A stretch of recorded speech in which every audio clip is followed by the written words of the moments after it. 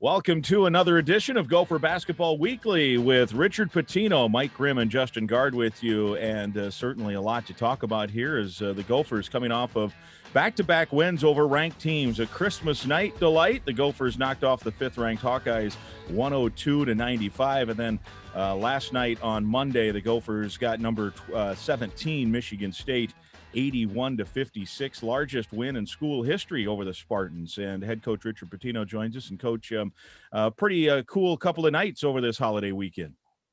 Yeah, for sure. Obviously the Iowa game was a thrilling game. Just back and forth. That was a very, very entertaining game. I don't know about to be a part of, but to watch for sure. Found a way. You're down 7 points with 40 seconds to go. You never quit. You make some big shots. You make some big plays defensively. And then just whether it was Marcus Carr, whether it was Brandon Johnson, it was just so much fun to see. And to be able to do that on Christmas night was obviously memorable. And then to come back and do that versus a terrific Michigan State team. And I know they were out of sorts last night, but I think we had a little something to do with that. I really do. I thought right away defensively we set the tone, much like Illinois did to us.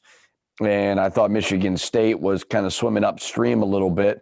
And I thought we had a lot to do with that. So very, very proud of the steps that we took. We have gotten better. The key is we're not at all a finished product.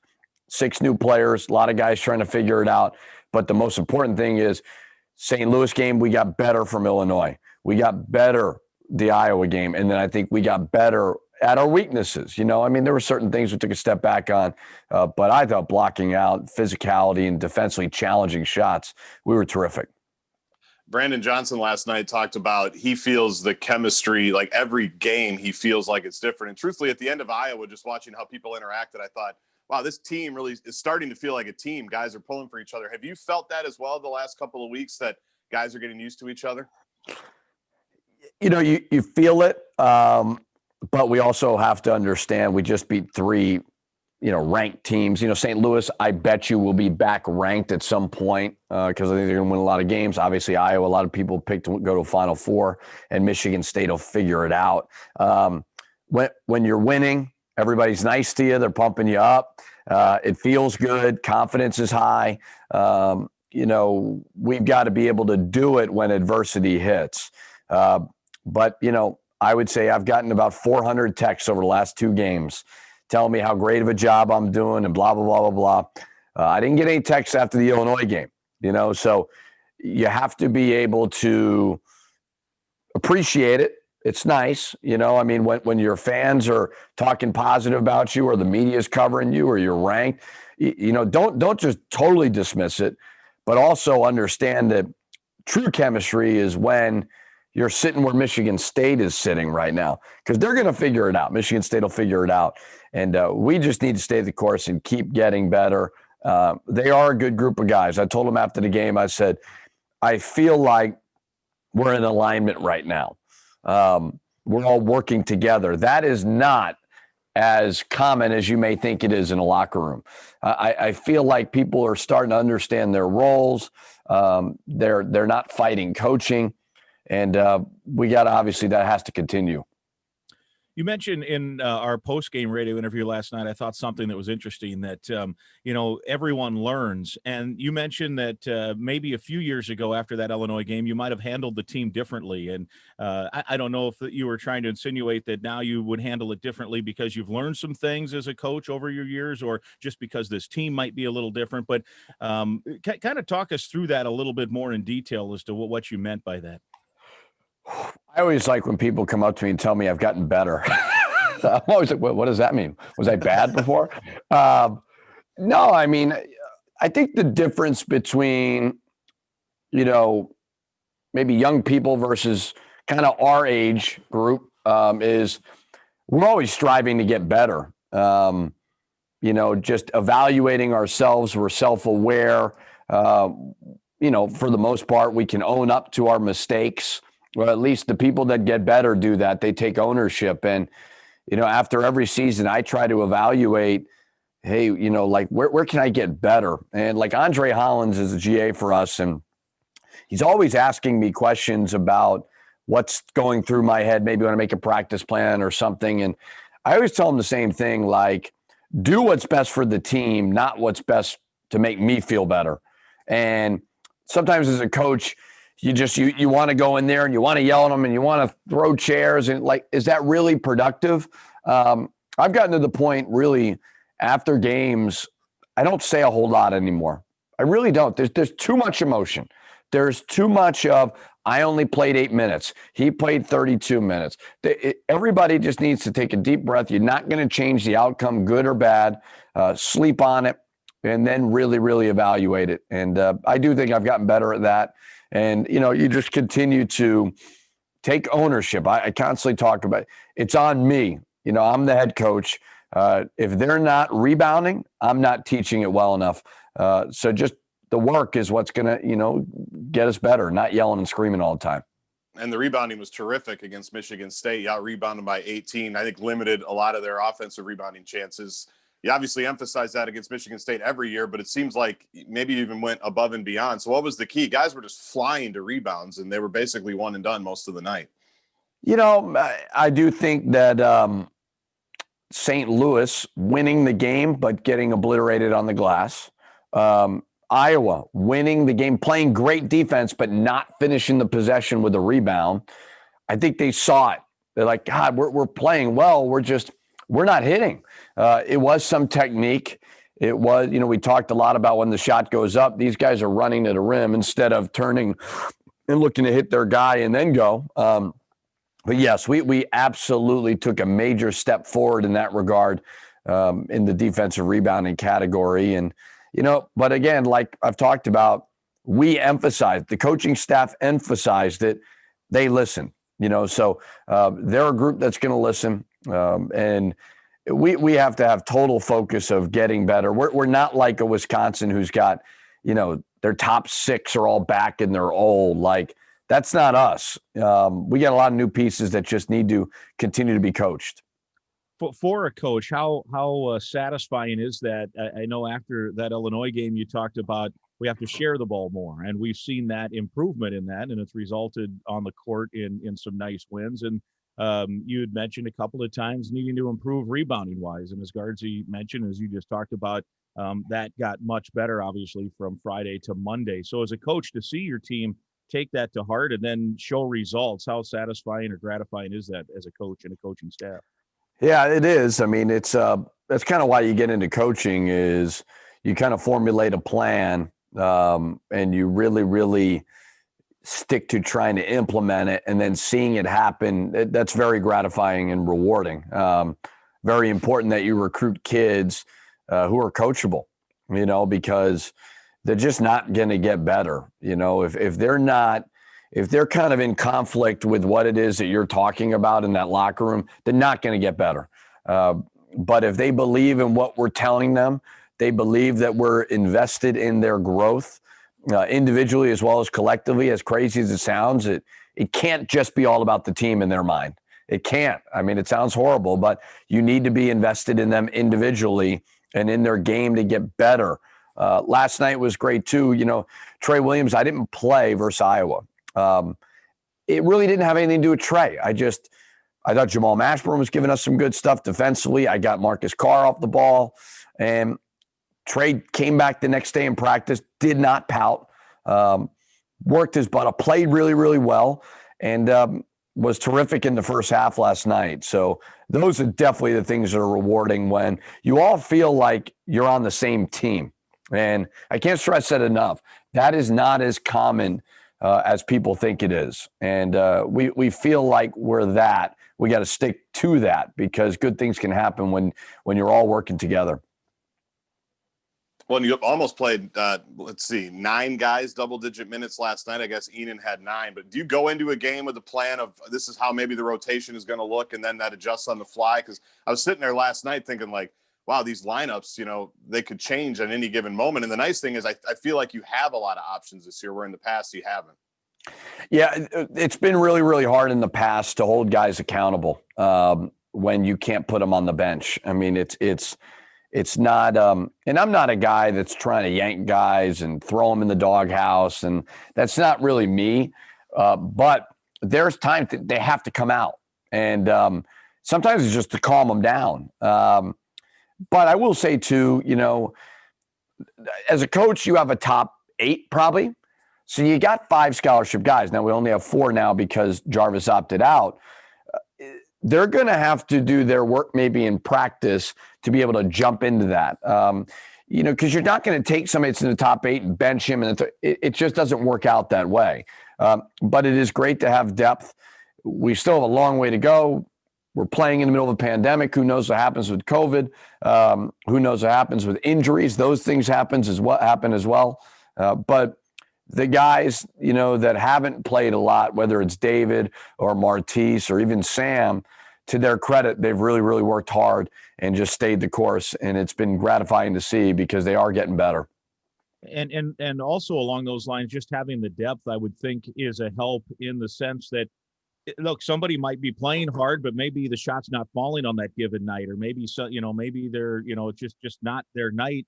You can bring in someone and hopefully everyone understands what's going on. It's like, hey, he's 0 for 6 and we've got a guy on the bench and all of a sudden he knocks a shot down, and maybe that's a little different than what it's been in the past too. Yeah. We haven't had it, we have not had it. And over the last couple of years, I really like where our program sits. The tournament was canceled last year, but if you sit back and look, 2 out of the last 3 NCAA tournaments, obviously a team that I felt was probably our most talented team. Things happened out of our control. We've lost players back-to-back to the NBA. To lose Daniel Arturo and to replace him with a Liam Robbins, that is hard to do. You're looking at Michigan State right now, what they're trying to do with replacing Cassius Winston. It's not easy. It's not like the NBA. And to be able to lose some guys and be sitting at 9-1 is really, really good. But we certainly know that we have not arrived by any means, and we still have a long way to go to become the best basketball team we can become. All right, let's take our first break. We'll continue with the show when we come back. We also want to thank Onward for Business, presented by Sunbelt Business Advisors. They want to be on your team when you buy or sell a business. Onward for Business, the one-stop shop for buying or selling your business and for payroll, insurance, bookkeeping, and more. Onward. Stay with us. It's Gopher Basketball Weekly with Richard Pitino from Learfield, IMG College. Welcome back. It's Gopher Basketball Weekly with Richard Pitino, Mike Grimm, and Justin Gaard, along with the head coach. Onward for Business, presented by Sunbelt Business Advisors. They want to be on your team when you buy or sell a business. Thanks to Onward for Business and Sunbelt Business Advisors for their sponsorship of our program. You mentioned, Coach, last night in the win, the defense was so good, holding Michigan State to such a low percentage. One of the guys I wanted to point out, and I thought, it was a good team defense and that chemistry is organically building, as you have been saying for a couple of weeks now, that it has to happen organically.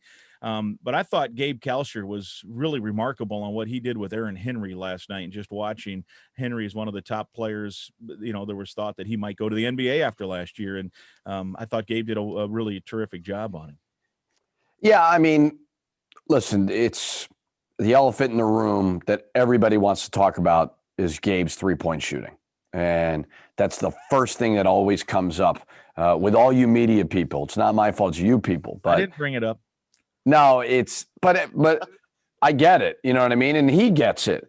But it's a factor. Could you imagine if he was shooting high 30s with this defense?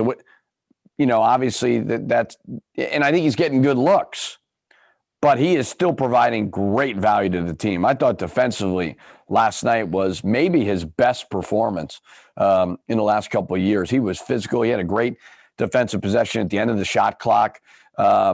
He's doing a lot of great things.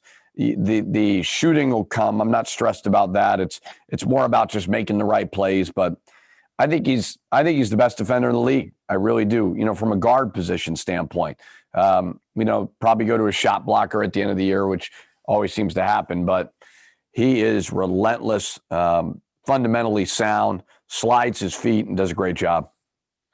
And Liam Robbins provided the shot blocking last night. Was this kind of what you envisioned when you brought him in? Unbelievable, 19 points, 9 rebounds, but even defensively, it seemed like he altered so much even when he wasn't blocking shots. Yeah, I mean, he was one of the best in the country last year at blocking shots. I mean, when we got Liam, we felt like we got an impact guy. And, you know, Daniel was terrific in a lot of ways, but Daniel had a long way to go in a lot of things too. But, you know, he left certainly because of a great opportunity to go to the NBA, but we needed to replace him with somebody physical, somebody Big Ten ready.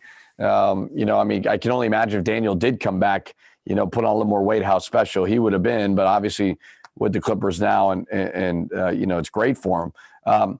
Liam is an impact big, you know, for a transfer standpoint, but he had high ankle sprain. We had to shut down, you know, he wasn't here over the summer. So there's a lot of factors where I think his confidence early was kind of like, what am I doing here? You know? And now I think he's starting to see it and his confidence is really building.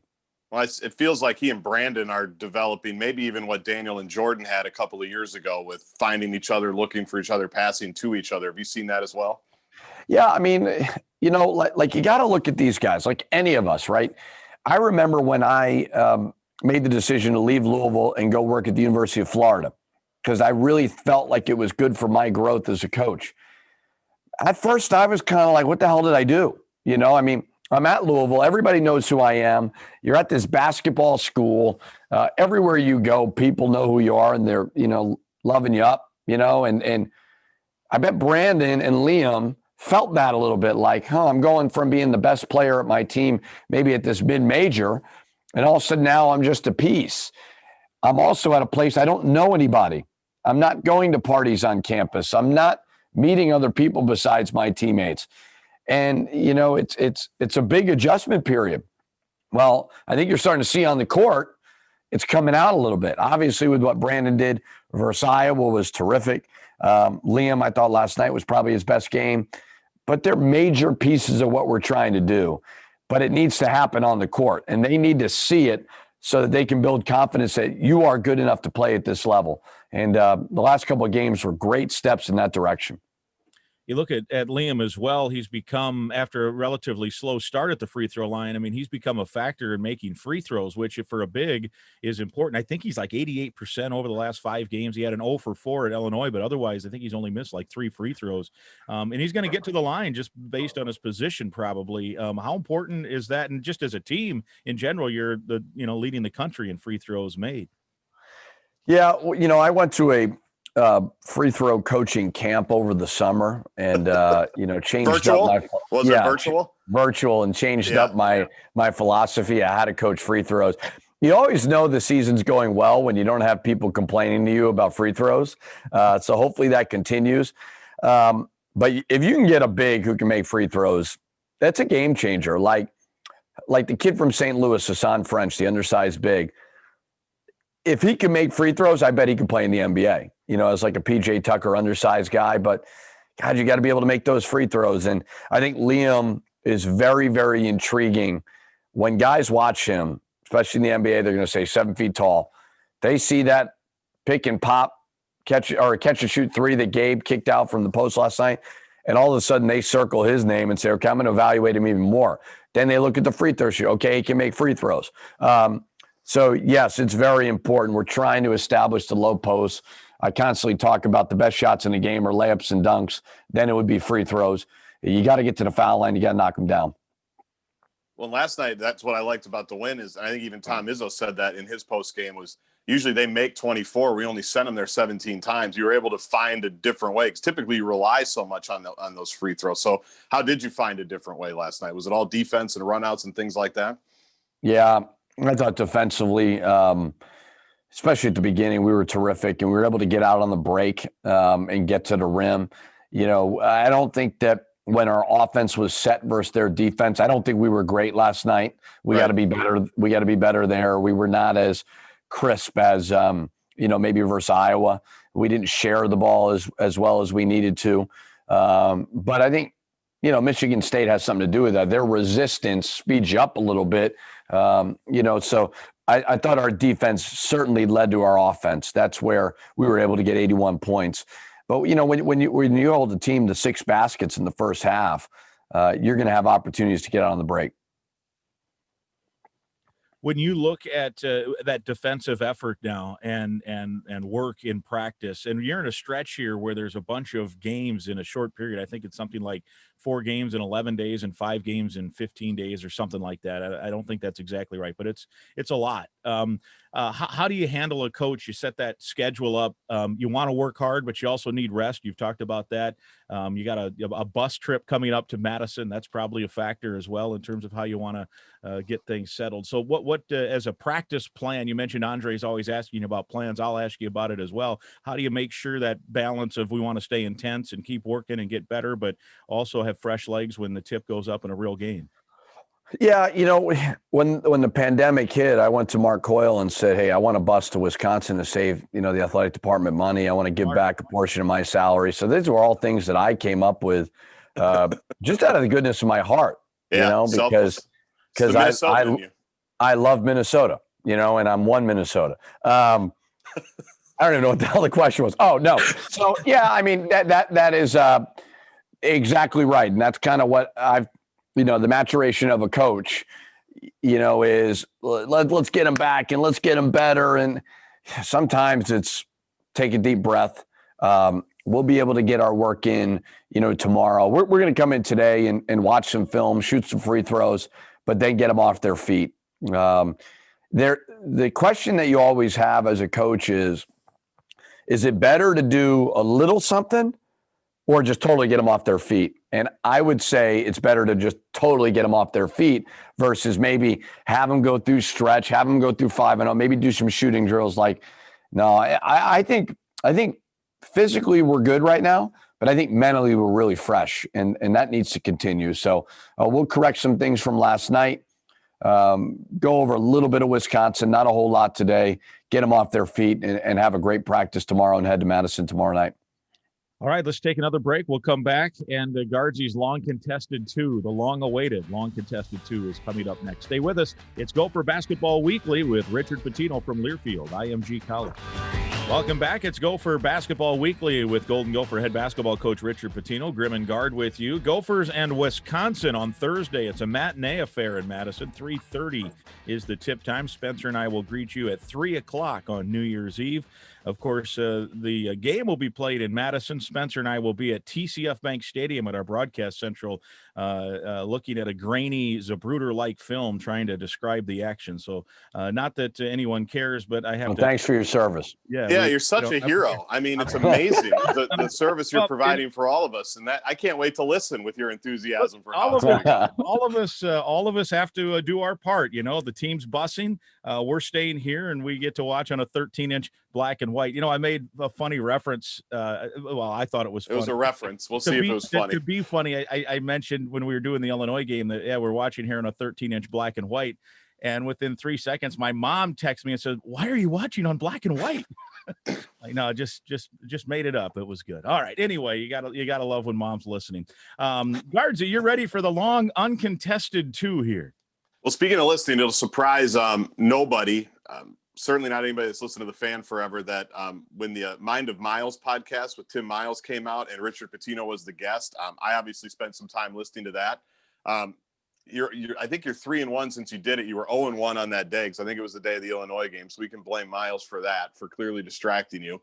One of the things you talked about was that was your first road game. That was your first opportunity to go on the road. And I think you'd even mentioned it with some other coaches that the road experience is so different than it typically is. So as you get ready for another one of those without Mike Grimm and Spencer Tollickson, who will be back in Minnesota, what did you take from that Illinois road experience that, wow, this is different. This is weird. I have to account for this. I have to figure out maybe how to do something different. No, it was a factor. Now, Illinois had a lot to do with beating us like they did, but morale was low at Illinois. It was just weird. There's so many things that you're used to that did not happen. I mean, one of the fun nights is when everybody kind of gets away and you go to the team room, you have dinner, you put your phones away, you bond a little bit. Well, all of a sudden now we get in there and you got the box meals and stuff, and you're going back up to your room. You're really isolated. It just felt odd, and we hadn't had a road game yet. So it was a unique experience. It's not that it's there's all these obstacles, but I do feel like there was a feeling of isolation more so than we had anywhere else. I mean, we all feel isolated right now in society, but with these kids, like, I think they just need to realize that when you're going to these towns and they're all empty, it just feels weird. But you just got to get your mind right and go compete. So I think we'll be better prepared, and even going into an empty Kohl Center or an empty, walking into Assembly Hall, Illinois Assembly Hall, an empty Assembly Hall felt weird. Like, it doesn't feel weird anymore at Williams Arena. It sucks. I mean, I don't love it, but it doesn't feel, we're used to it now. It felt weird at Illinois, and I think we'll be better prepared for the energy of it at Wisconsin. Well, is there anything you can do, or just the rules? And obviously, you're not probably going to go for a team walk when it's 10 degrees or get them outside or do something like that. But you know what I mean? Where it isn't just complete isolation, or is it just that's the deal? You know it now, and this is how we have to prepare for it. Yeah, I mean, that's the hard part is there's not a lot in our control, that when we do film, we have to sit apart. We got masks on. We can't eat together. So the goal is to isolate, when you're in the middle of a pandemic. So we got to follow the rules. But yeah, I mean, I feel for the guys, but you know what? It's worth it when you're able to beat an Iowa, beat a Michigan State, beat a St. Louis, and see the smiles on their faces. I mean, because we're playing sports in a pandemic. It's not ideal. And there's not a whole lot we can really do besides make them aware of it and make them aware of kind of their feelings and how to handle it and move forward. How would you have been as a distance learner? What I don't understand with all these guys, and I might get myself in trouble here. Here we go. What I don't understand I'm not condoning looking up the answers to tests, right? Yeah. How do they not just go to Google and figure out all this stuff? Well, I just read a story that some teachers are basically just living with that. That we know that you can look it up. We know that you're on Google Chat. Like, there's no way we complete I just read it, literally a story where teachers are like, what are we going to do? That's part of the deal right now. We have no idea how they're not cheating. Yeah, so I'm not condoning cheating, and I'm not saying that I may or may not have looked over at somebody else's paper in high school and in college. But yeah, the obstacles of that are mind-blowing. I'll tell you this, I don't think any of our guys, like, everybody would claim that they would want this, right? Oh, this is great. You don't have to leave your room. I think every one of our guys is dying to get back to class. So I would have found a way, that degree would have been on the wall like my Providence College one was, regardless of what the circumstances are. The GPA may not have been on the wall, but I was going to find a way to get my degree. Well, it was, I know, like, my wife works in school. She said the older kids, they've got their class up like on the side and everything else is G-chat. Like, you can still find a way to screw off in class, screw around in class, even if you're not there. How do your kids do with that? Like, I feel like Ava would be a little horrible. You got to watch her. Yeah, you got to watch her G-chat. Ava's not good. Ava's not good. She's trying to, she's it's amazing how advanced they are with the iPad and things like that. But I do think how do these teachers monitor when, if we're taking a test and I could have my phone in my hand right now, looking at the screen, and I could text you and say, hey, who won the Battle of 1812? Right? So I don't know how the hell they do it, but I don't know. Keep your integrity, kids. But yeah, I mean, Ava likes it right now. I don't think she's all about going to school. Zoe's still going. It's just daycare. But Jack's embracing it a little bit. He's actually been good. But they need to go back to school now because they need to get out of the house. It's true. Yeah. Grimmer, how would you have done as a distance learner? I would have not been great. I will say this. So my kids are both college age kids, and just before Thanksgiving, they came. Now they are both on their campuses. Much of what they're doing is distance learning. I think they each had one in-person class, maybe something like that. But the week before Thanksgiving, my daughter came home, and so I was listening to some of her lectures. She was like on a laptop in the room next door, and all I could think of was, my God, am I glad I'm not in college anymore. I mean, God bless the professors giving lectures, but to sit through lectures, and take notes. And she's very studious. She gets, straight A's basically. But I'm like, yep, I'm just going to go study Michigan State's roster here and get ready for the basketball game. That's my life at this point. And I have some nieces and nephews who are in, the high school, and they're the high school teachers I think are kind of struggling.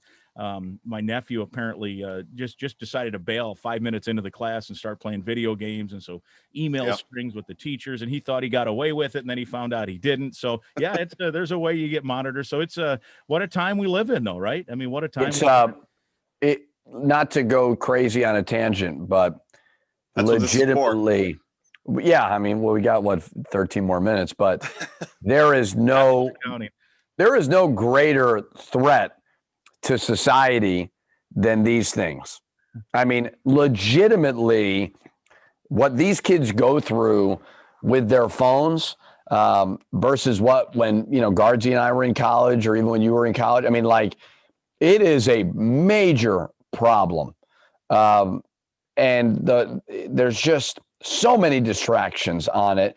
And it's scary. It really is. I mean, because the only answer is to put the damn thing down.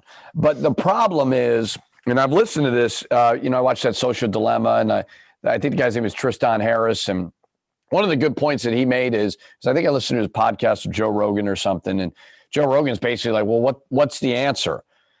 And nobody has an answer. The only answer is if you have a group of, let's say, us three are friends and maybe our wives and we're always together, the answer is the six of us getting off it. Kind of your group being able to get off it. And it's just not realistic because if somebody else is doing it, you're going to feel like you're missing out. And we are headed down it's going to get worse. We're in the middle of a pandemic. Life is going to get worse, people. It's not going to get better because of these cell phones.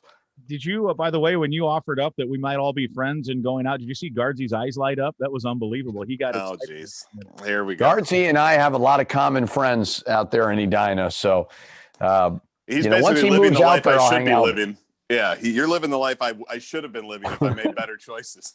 I thought he was going to move out there close to me, but it fell through, unfortunately. Not yet. Yeah, one of these days, Grimmer. One of these days. I was, the sparkle in your eye when that was brought up is even a remote possibility that we'd all be friends and the six of us could chat and maybe go out to dinner. Guardsy's eyes just exploded. So he is always welcome to hang out. So are you, Grimmer. You can come over make that hour drive from Lakeville and hang out. That'd be great. We'll do that. We'll do that. No doubt about it. All right. On that note, we'll take a break. We'll have our final segment. We'll look ahead to Thursday a little bit. Minnesota and Wisconsin. 3:30, the tip-off. We'll take air at 3. Stay with us. It's Gopher Basketball Weekly with Richard Pitino from Learfield, IMG College. Welcome back. It's our final segment, Gopher Basketball Weekly with Richard Pitino, presented by Onward for Business. Sunbelt Business Advisors wants to be on your team when you buy or sell a business. Onward for Business, the one-stop shop for buying or selling your business and for payroll, insurance, bookkeeping, and more. Onward, our thanks to Sunbelt Business Advisors. Grimm and Gaard with you. Head coach Richard Pitino, and Guardsy's always kind of making fun of me for pointing out, who's wearing what, and Guardsy could use a razor today, it looks like, all those things. I got to ask you, Coach, what's it like with the pandemic situation? You get to, I don't know, maybe you like to wear the suits and the ties, but coaches have gone more casual this year. Are you in favor of the sweatsuits and the sweatshirts and the pullovers and those kind of things as opposed to the full dress on look? Oh, I love it. I think that I hope I never put on another suit ever again. I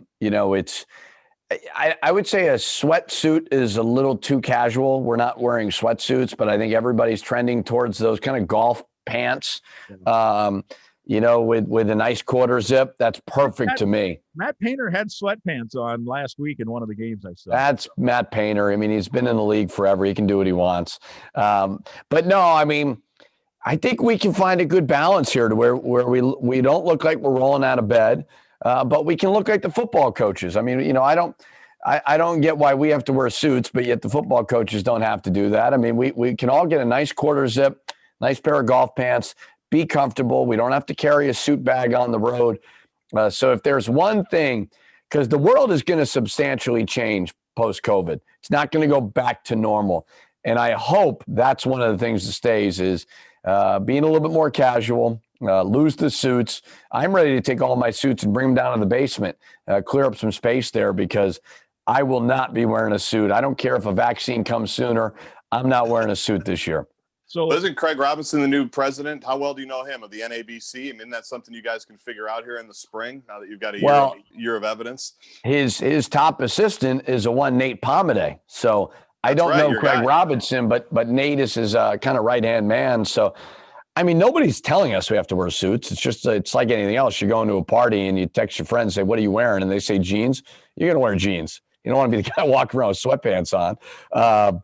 But, we all got to band together as coaches. And I think our league right now, I don't think there's anybody real flashy who cares to really look good on the sideline. So it's got to start from the top.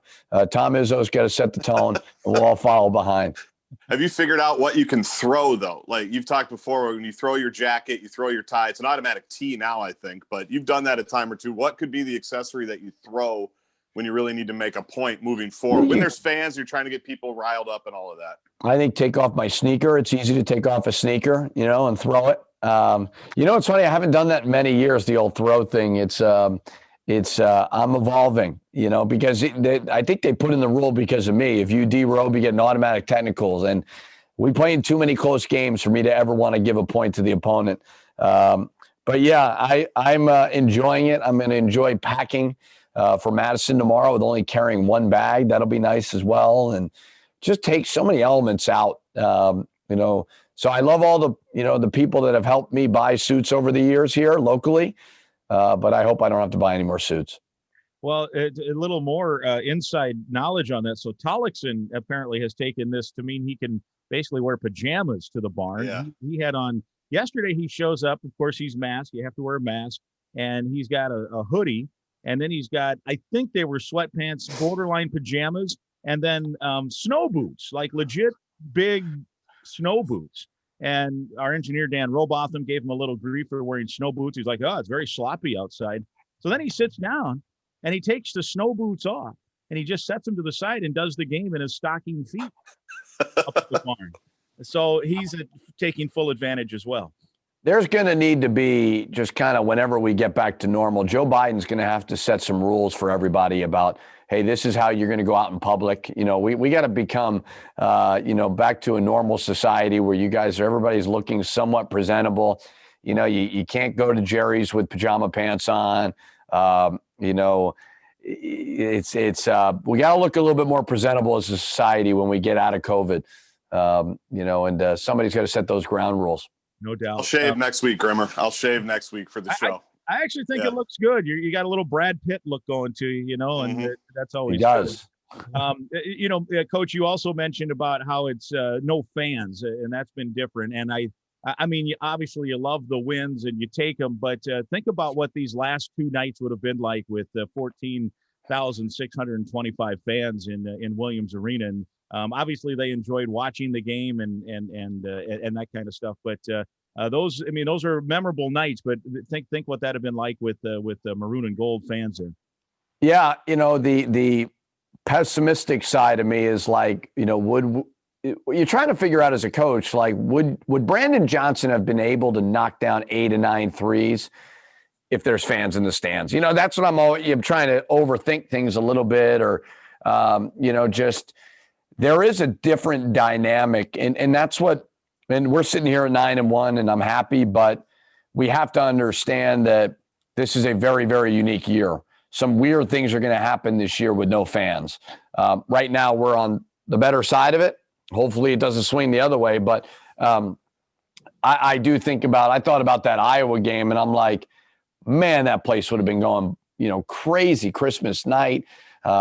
Just what Brandon was able to do there, knocking down those shots. Marcus, obviously, this guy keeps hitting buzzer-beating shots like their layups. Even last night, he did it going into halftime.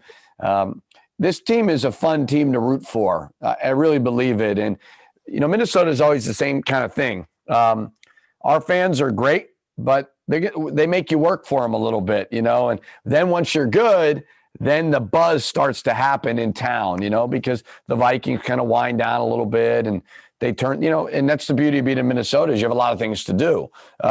But we still can build momentum locally, through obviously the media and through watching and talking positively about what we're doing. And our guys will still feed off of that, regardless if they're in the building or not. But we miss them. I mean, we certainly do. And as you know, if you lose to Wisconsin, it's all over. Nobody's going to listen to this show ever again. Your Twitter wall will be a lot messier than it is right now. So, but on the Badgers, I mean, obviously they just lost to Maryland, basically around the same time you guys were beating Michigan State. You mentioned earlier in the show, experience, guys that have been back, guys that have been through it. And obviously after you basically routed them at Williams Arena last year, they didn't lose the rest of the way. So, I mean, what's this Badger club like? Well, to touch on your first part, it is so true, by the way. I mean, it's, and that's why I say it over and over again. Like, I don't know if it's possible to ignore the noise. The noise is going to get to you, whether, your friend is going to say, oh, don't read the Star Tribune today. And all of a sudden you're like, well, what the hell did they write in the Star Tribune? It's like, you just have to accept it for what it is. Like, we're quote on top right now. Us and Northwestern are playing great. We could lose to Wisconsin and I'm back to being a crappy coach. And, you have to weather the storm and be on the other side of it by the end of the season with more wins and losses. That's really the goal. But Wisconsin's, they're old. I mean, they're older than the Chicago Bulls starting lineup. Their starting lineup is older than the Chicago Bulls starting lineup. And they're old and good. It's not like they were old and stink. I mean, they're old and they won the Big Ten last year. So they're going to be prepared. They're going to be tough. They're going to understand why they lost last night to Maryland. And we understand, obviously, it's another rivalry game and a terrific opportunity to us to go, to be able to compete against a really good team and a really tough team.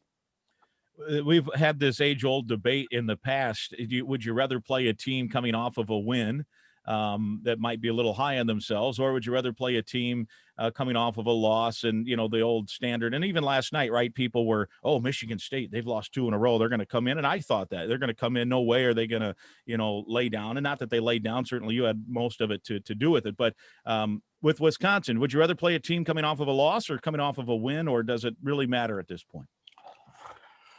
It matters. I think it depends on the team for sure.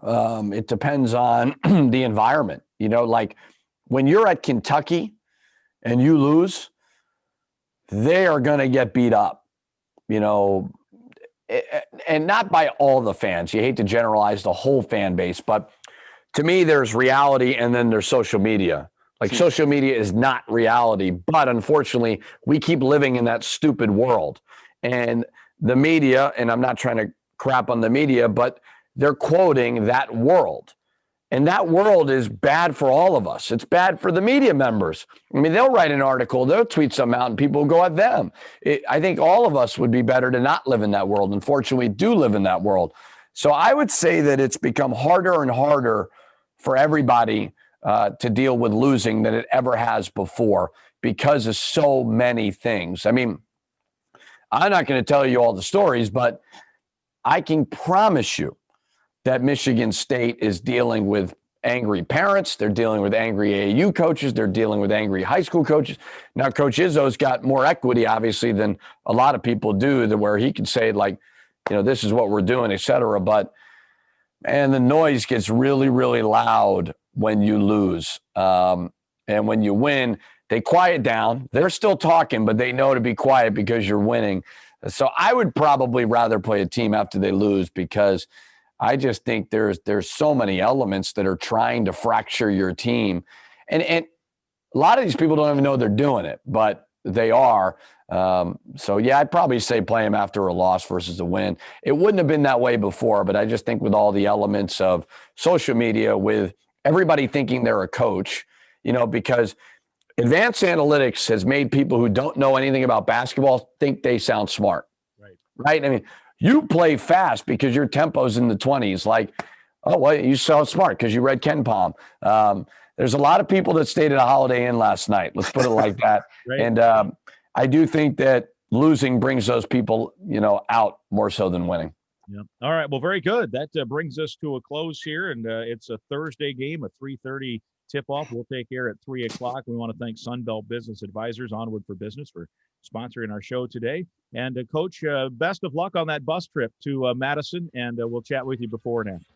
We're happy to do it to save Minnesota money, so we're happy to do it. And Minnesota. Yeah. I'm looking forward to it. You know what? I hopefully, like I said, that Illinois game, we didn't handle that well. I mean, now Illinois, they had a lot to do with it, but it'll be good to kind of get back on the road and go through this a second time and hopefully handle it a little bit better. All right, very good. Guardsy, good to see you. We'll talk next week. All right, Grimmer, be good. All right, there it is. Gopher Basketball Weekly with Richard Pitino from Learfield, IMG College.